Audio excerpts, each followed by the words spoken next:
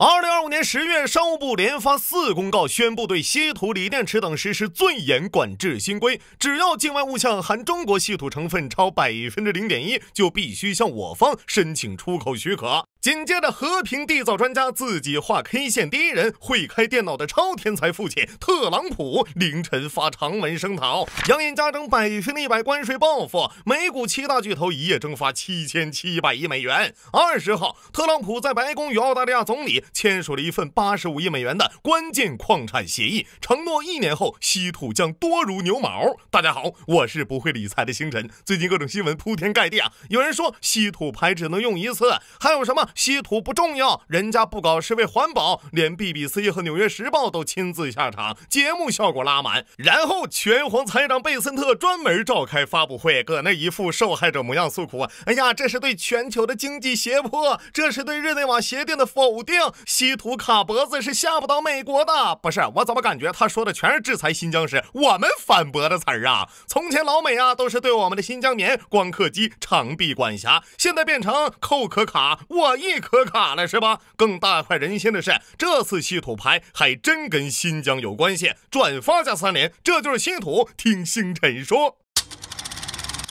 先铺垫一下基础信息，稀土又称工业黄金、现代工业维生素，由元素周期表中的蓝，这咋读啊？好吧啊，等15种元素和同族的啥和啥组成，按种类又分为轻、中、重3类。全球稀土市场规模1年不到200亿美元，看起来价格很基础，但作用却非常不基础。怎么形容它的重要呢？一架美国 F-35需要超400公斤稀土，主要用于隐形涂层、发动机、雷达等关键部位，还有弗吉尼亚核潜艇的核反应堆必备山和铀，光刻机必须的铝和锑，以及先进芯片用的抗和乙，缺它不可。先回答第一个问题，稀土牌是不是只能打一次？显然不是。早在2010年，我国渔船在钓鱼岛作业遭到日方驱赶，船长詹其雄怒撞日本保安厅巡逻舰，遭到日方扣留。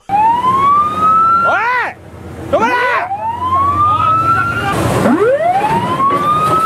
随后，东大宣布暂停向日本出口稀土，这事儿把隔壁美国国会虚空吓坏了。奥巴马紧急出台2010稀土与关键材料复兴法案，宣布要摆脱对中国稀土的依赖。应该说效果非常显著，不少日本企业响应号召，在美国大建稀土工厂。2012年，美日欧还就稀土问题联合将我们告上 WTO。坏消息是，官司我们输了。2015年1月被迫取消稀土出口配额。好消息是，随着我们放开出口，稀土价格暴跌，前一秒还满世界买稀土公司的美国茉莉矿业于6月成功破产，顺带把全美最大稀土矿芒廷帕斯矿山拍卖抵债，最终在2017年被一家 MPMO 公司以2050万白菜价成功拍得。那这个 MPMO 是何方神圣呢？它是新加坡国贸公司与2家美国投资基金合作成立，而新加坡国贸负责掌握芒廷帕斯矿山的独家销售权。为啥呢？因为新加坡国贸背后站着乐山盛和稀土股份有限公司，而乐山稀土又是一家中国上市公司的全资子公司盛和资源，盛和资源则隶属中国自然资源部。大家猜猜为啥美国现在不找 WTO 投诉了？我没笑啊。2021年，习总出台投资美国战略，能源部、国防部相继给 MP 公司砸进去数亿美刀，要求去中化。今年五角大楼更是怒砸10亿，成为最大股东。结果呢，如今 MP 公司依旧主营稀土金矿业务，说人话叫自己干污染最严重、价值最低的采矿与选矿，然后卖给中国，等炼好了再买回来。本来应该从从容容，游刃有余。现在是匆匆忙忙，连滚带爬。为啥会这样呢？这就不得不提稀土真正的技术壁垒——分离提纯。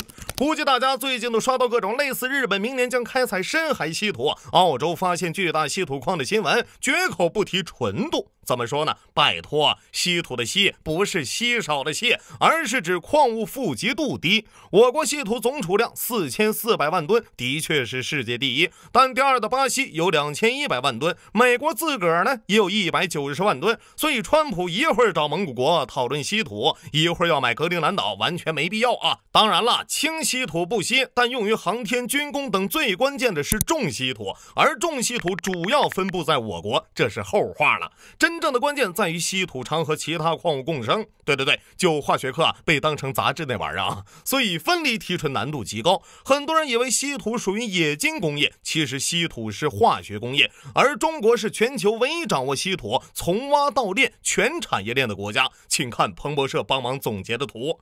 其实最早稀土是美国人发现的，1958年我国才开始小规模精炼生产。当时我们探明的稀土储量最高，但没有技术，不得不低价出口稀土金矿，再以10倍甚至100倍价格进口。60年代中苏交恶，苏联中断了镍等战略物资的供应，没有镍就无法造出合格的坦克钢。1970年，经过近10年努力，我国利用稀土成功研发出第一代高性能无镍坦克钢601号装甲钢。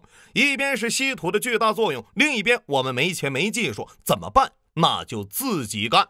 1972年，北京大学接到紧急军工任务，分离砒钕，这在当时是公认的大难题，重担落到了时任化学系教授徐光宪身上。随后几年里，徐老带领学生白天摇漏斗，晚上查理论。据北大记载，当时徐老一周工作80小时，除了实验挑战，徐老还要应对本土化难题。因为国外成熟的摇漏斗技术能尽可能保持原料一致，但中国稀土资源遍布大江南北，原料组成千差万别。终于1975年，徐老从美国人失败放弃的方法中找到灵感，创出一套全新的串级萃取理论。具体原理不细讲了，相信大家看名字自己就会了啊。总之效果是，只要在一端放入原料，经过一排排看似普通流水线的萃取箱，另一端呢就会源源不断的输出精炼稀土，纯度更是提到创纪录的99.99%。之后徐老无偿在国营工厂推广技术，自此中国稀土从受制于人变成全球领先。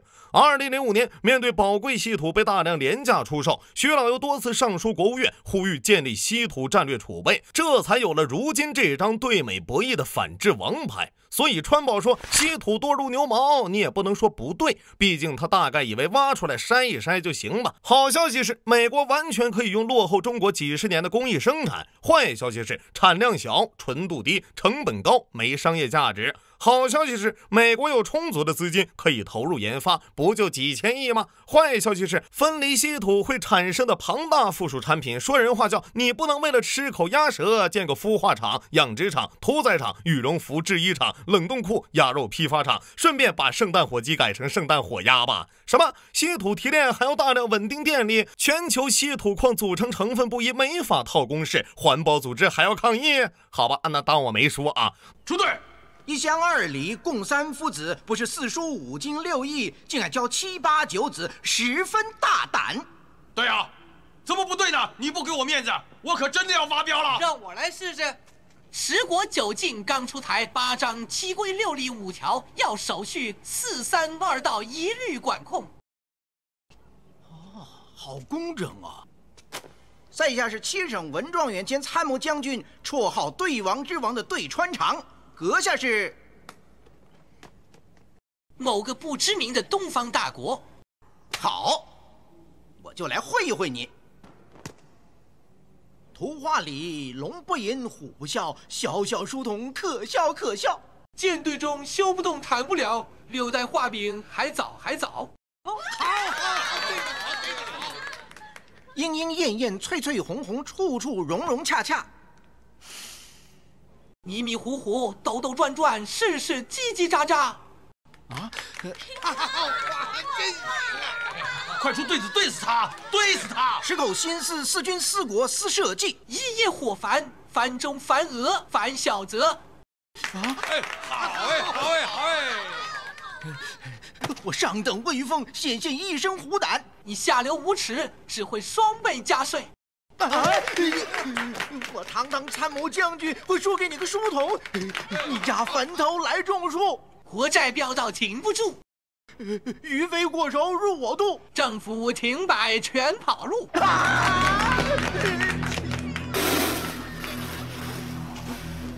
弹目里的迪丽热巴可能要问了，既然稀土牌这么硬，为啥不禁止出口呢？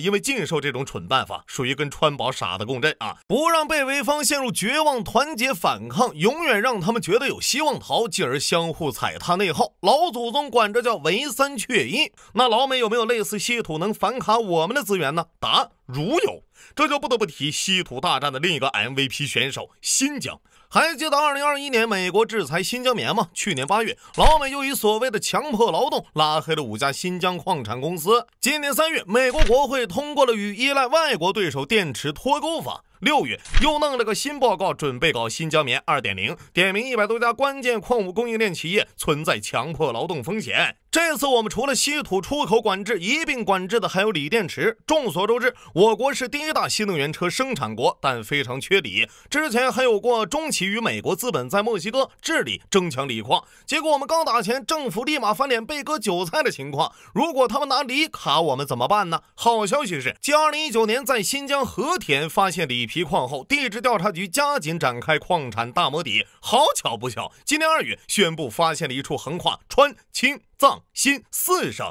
长2800公里的亚洲锂腰带，我国锂矿储量全球占比也从6%跃升16.5%。其中，新疆大红柳滩锂皮矿初步估算锂皮矿石量达2782.47万吨。得，扣可卡，我一可卡，再想买真得走审批了。我只能说天道好轮回。别急，还有呢，锆合金是制造高超导弹的超燃冲压发动机燃烧室、火箭、制导部件的核心材料，我国对外依存近100%。今年7月，新疆塔里木盆地发现一个巨型锆矿，探明储量超200万吨，是目前我国总储量的4倍。同样的还有氦气，2020年前我们从美国进口氦气一度高达90%，但2022年，中石化宣布自主开发的首套氦气提纯装置在重庆顺利产出99.999%的高纯氦气。当年还是在新疆，我国在塔里木宣布发现首个特大富氦气田。正是这一处处矿脉的涌现，才让我们具备了在稀土上说不的能力。哦，对了，今年5月，哈密还发现一处5.8吨金矿，只能说我们的大美新疆太宝藏了啊！今年对新疆是个特殊的年份，既是自治区成立70周年纪念，同时经过西方炒作制裁多年后，新疆反而成了我国博弈反制的王牌，这怎么不能算另类献礼呢？回顾70年的历史，新疆的发展正是共和国从层层围堵逆袭成为传奇的缩影，离不开无数先辈奉献青春热血。其中有主动请缨让我们实现吃瓜自由的无名朱奶奶，也有为塔克拉玛干带上3046公里绿围脖的新疆人民，更有扎根边疆的定海神针新疆建设兵团。1950年，新疆刚刚解放不久，为减轻人民的负担，教员向10万驻疆将士发出号召，筑建围篱，屯垦戍边。随后数十万官兵深入雪山大漠，巩固边防，建设新疆。50年代，为了解决新疆水的大事儿，兵团官兵使用简陋工具开山劈石，将天山雪水引入下游灌溉农田。在兵团第7师军垦水利使馆的光荣墙上刻有79名英烈的名字。1974年，为打通南疆与内地的交通动脉，铁道兵修建当时我国海拔最高的铁路隧道魁仙隧道。该地海拔3000米，年降雪期达8个月，缺氧塌方频发，隧道长6152米，平均每123米就有一位战士牺牲。同年，基建工程兵1.3万余人开进天山，没有设备就靠钢锨、铁锹在悬崖上作业，物资运输车不够就肩扛手挑，耗时10年，终于打通了这条全长561公里、横跨天山山脉的国防要道独库公路。但168人长眠在了伊犁州乔尔玛烈士陵园。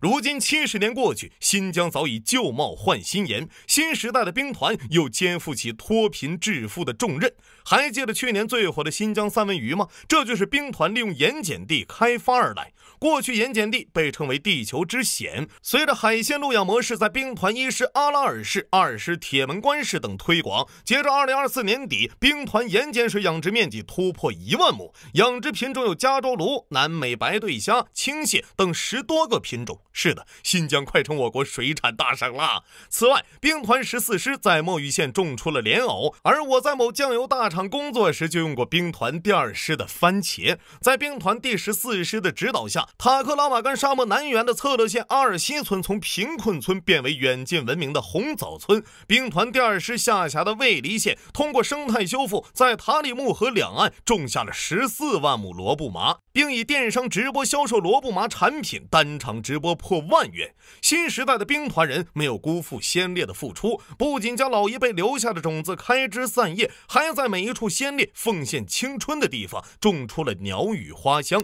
70年前，10多万新疆驻军就地转业，成立生产建设兵团，军垦战士们一手拿枪，一手拿镐，靠手拉肩扛，在戈壁荒漠上兴建家园，开创共和国屯垦戍边的伟业。70年后，新疆公路总里程达23万公里，世界最长高速公路隧道天山胜利隧道全线贯通。从阿拉山口起航的中欧班列已超10万列，正一步一步铺就一带一路的黄金通道。全新的新藏铁路也已开工建设。一部奋斗史，3代兵团人。70年来，新疆实现了从贫穷到繁荣，从落后到进步的历史性跨越，正是我们祖国从一穷二白的初创到突破封锁，成长为世界最大工业国，艰苦奋斗数十年的缩影。如今，自力更生的兵团人站在新的历史起点，通过全新的方式继续在边疆发光发热。希望更多中国人在繁花似锦的新中国能知晓兵团人的故事。